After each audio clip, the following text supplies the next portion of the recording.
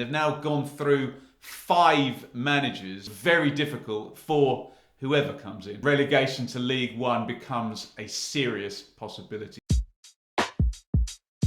Mark Hudson was sacked as Cardiff City manager yesterday after the team conceded a stoppage time equaliser at home to the Championship's bottom club, Wigan Athletic. Obviously, it's not abnormal for a struggling club to change managers following a bad result and with the team struggling, but this is Cardiff's second manager sacking of the season after Steve Morison was fired back in September. Hudson was actually only named the permanent manager in mid-November, meaning he actually only took 7 games in charge in all competitions outside of his work as caretaker. There were no wins, only 1 defeat, but the other 6 games did all end in draws. Since Cardiff were relegated from the Premier League back in the 2018-19 season, they've now gone through 5 managers. Neil Warnock lasted until November in their first season down. Neil Harris then took over.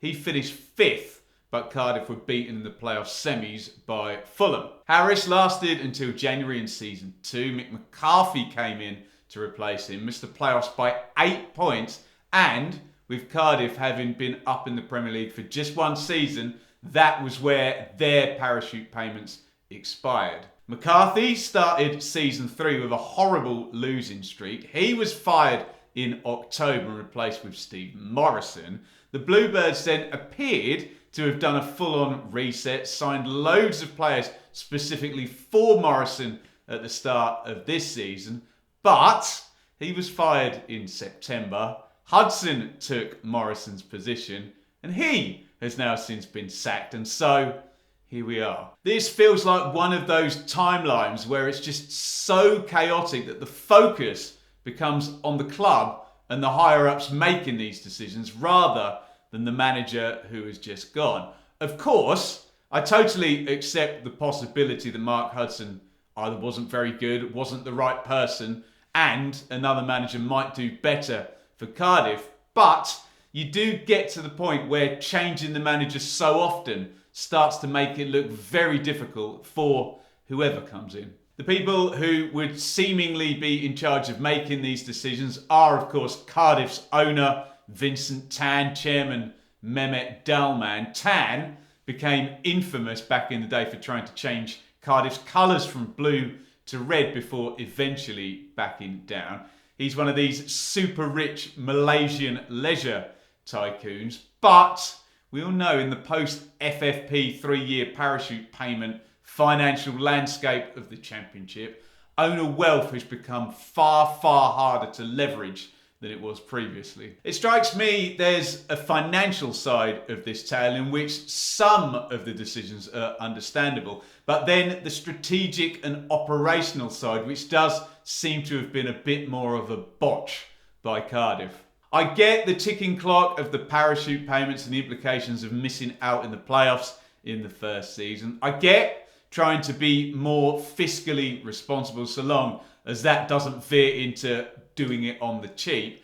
And there's obviously this Emiliano Sala case, which appears to be clearing up now, but has seen Cardiff receive a transfer embargo that, as I understand, still limits the Bluebirds to only being able to sign loans and free transfers. At best, I guess Cardiff have been a bit hapless and in the wrong place at the wrong time with some of these issues, but at worst, the other side of it does look a bit bonkers. Yes, Warnock to Harris to McCarthy does have some kind of similarity style-wise, and I guess makes some sense succession-wise. Doing a reset is kind of bold and to be admired, like the one they did with Steve Morison, but pivoting so quickly away from that and from one rookie manager to another does feel a little bit crazy from the outside. The early contenders to replace Hudson, according to the betting lines, include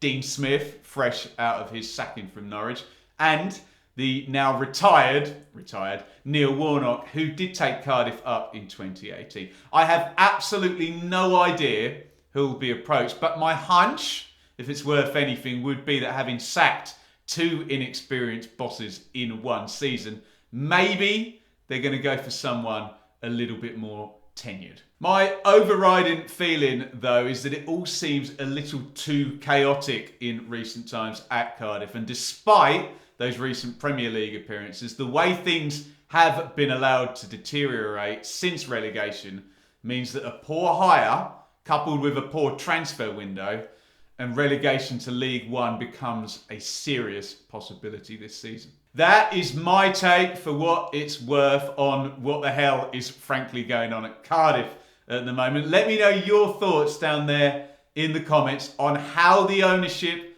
are performing, the sacking of Mark Hudson, and who's going to work short-term, mid-term, long-term as the new Cardiff City boss. What Cardiff don't want to have to do is reset as a League One club, a process that an equally big entity in Derby County are having to do right now. Click here to see how the Rams are treading a path that Cardiff really don't want to.